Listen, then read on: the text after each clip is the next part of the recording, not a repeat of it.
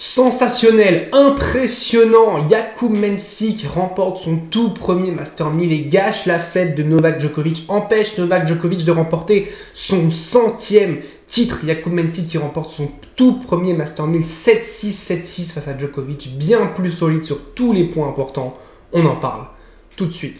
Salut à tous, j'espère que vous allez bien, je suis très heureux de vous retrouver pour une toute nouvelle vidéo. Et aujourd'hui, on va faire le débrief de la finale en images. Comme je vous l'avais promis sur ma précédente vidéo, j'avais dit quel que soit le résultat, quel que soit le match, je ferai un débrief en images de cette finale. Alors, pour tout vous avouer, j'ai regardé ce matin en replay avec les conditions du direct, donc sans avoir le résultat et tout, donc j'ai été très surpris du résultat, d'ailleurs, je vous l'avoue.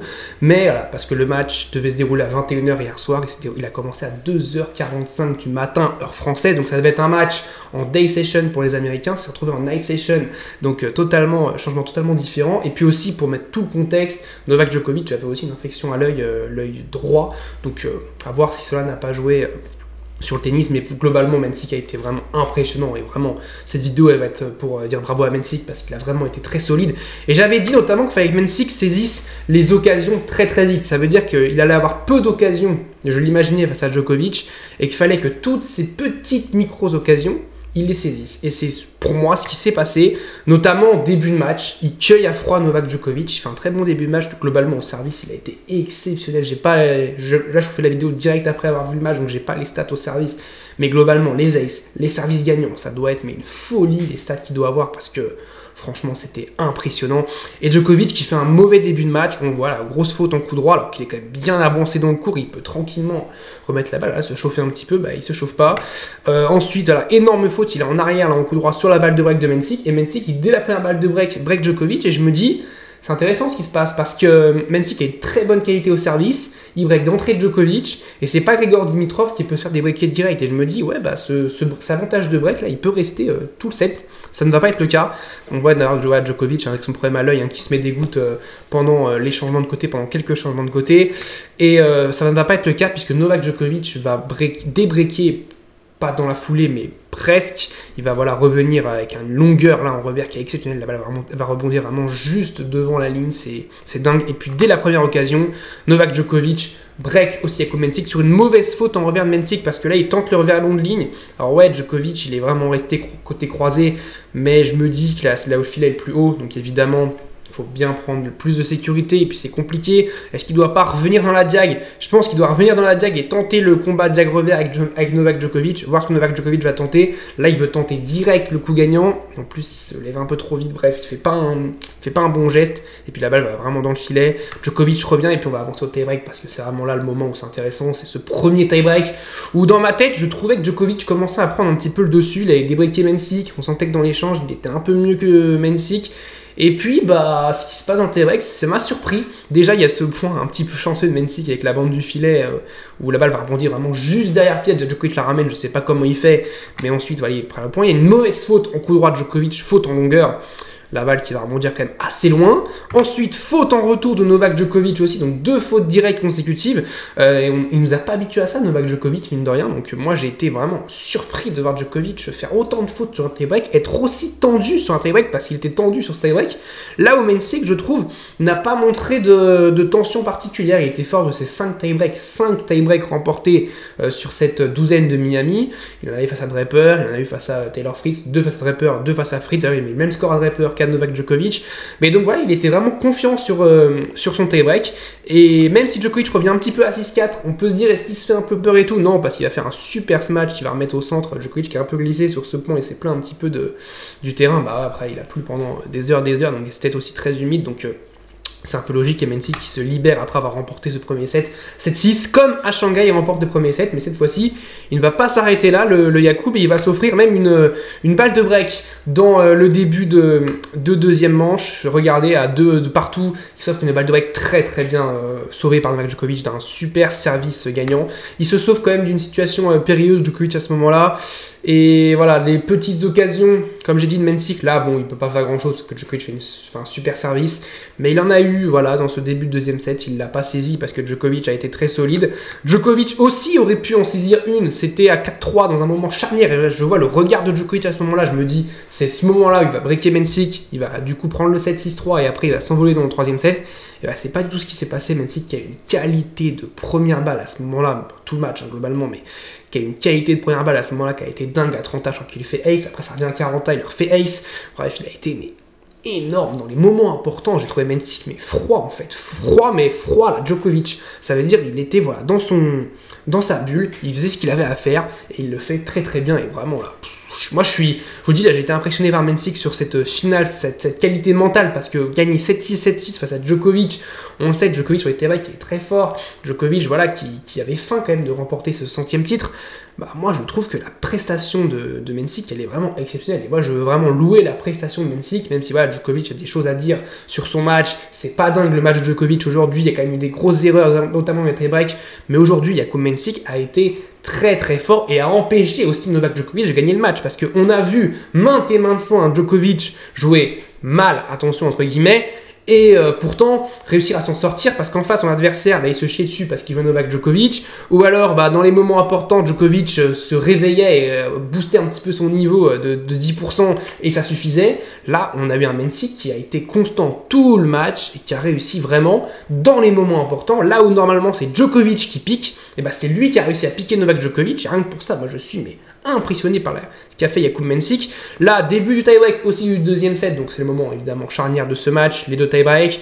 Et pareil, hein, regardez comment est placé Novak Djokovic, il est totalement désarticulé pour tirer son revers qui va être au milieu du filet.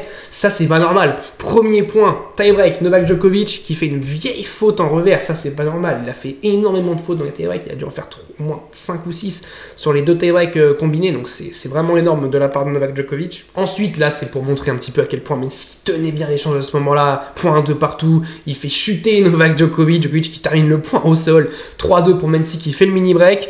Ensuite, là je me dis, attention, peut-être le mental de Mencic qui se dit, ah je suis quand même à 4-2, je suis quand même pas loin de remporter le match. Gros baduf en revers, on voit la balle qui va vraiment rebondir au niveau de ATP Tour, vraiment baduf de chez baduf. Vraiment en revers, là, il a tenté de le croiser, il a complètement raté son revers. Et à ce moment-là, Djokovic revient à 4-3, service Djokovic. On peut se dire, ouais, attention à ce qui va se passer. Et non, parce que Djokovic va faire une vilaine faute en coup droit. Pareil, hein, elle n'est pas baduf, elle est moins baduf, mais elle est quand même bien au milieu du filet.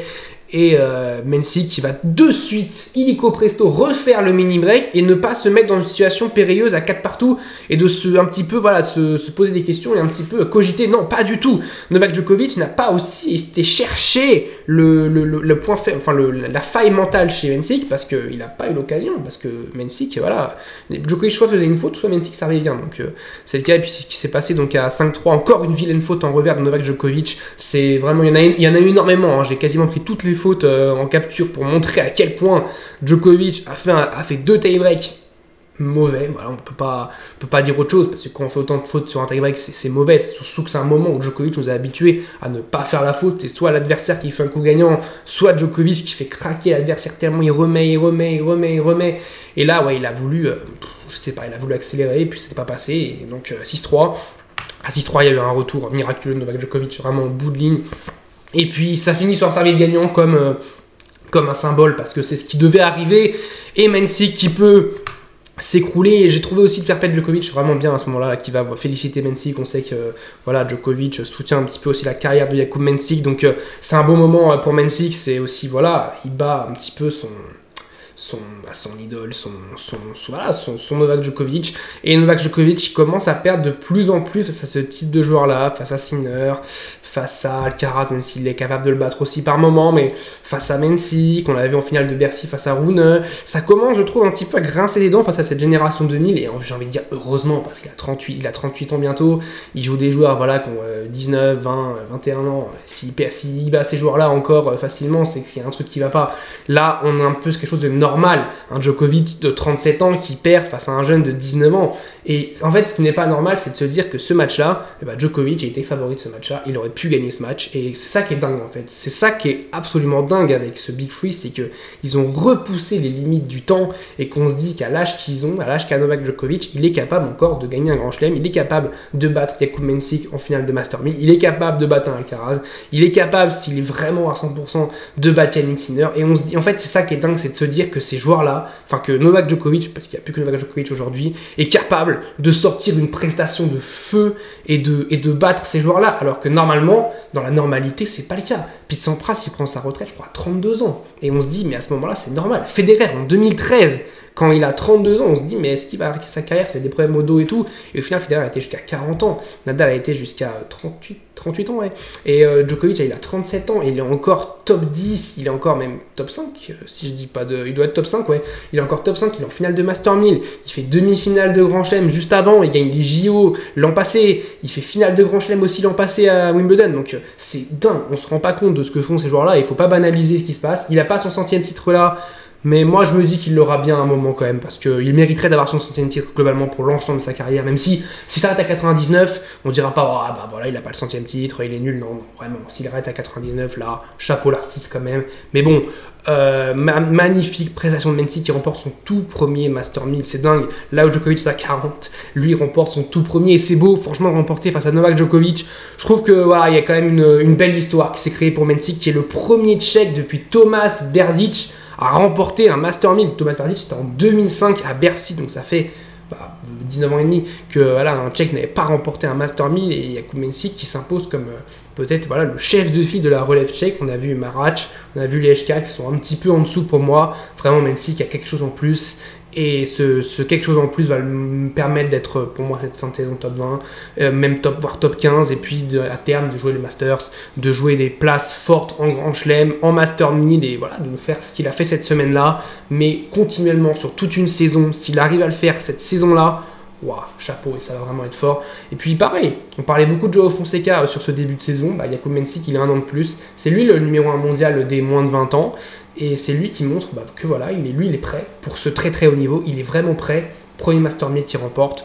Magnifique, voilà. J'ai plus rien à dire sur ça. Dites-moi vous ce que vous avez pensé de ce match entre Jakub Mensik et Novak Djokovic. Est-ce que vous êtes déçu pour Djokovic? Est-ce que vous êtes content pour Jakub Mensik? Est-ce que vous êtes heureux pour le tennis tchèque qui reprend des couleurs, mine de rien? Parce que le tennis tchèque, pardon, est une place quand même forte dans le monde du tennis, même si voilà, la République tchèque est un petit pays globalement, mais c'est quand même une place forte dans le monde du tennis, la République tchèque. Donc dites-moi voilà si vous êtes content de ça. N'hésitez pas à vous abonner, à liker, à commenter si la vidéo vous a plu. On se retrouve très très vite parce qu'on va faire un bilan de ce Double Sunshine. J'avais posé des questions il y a quelques semaines sur qu'est-ce qui pour moi pouvait se passer.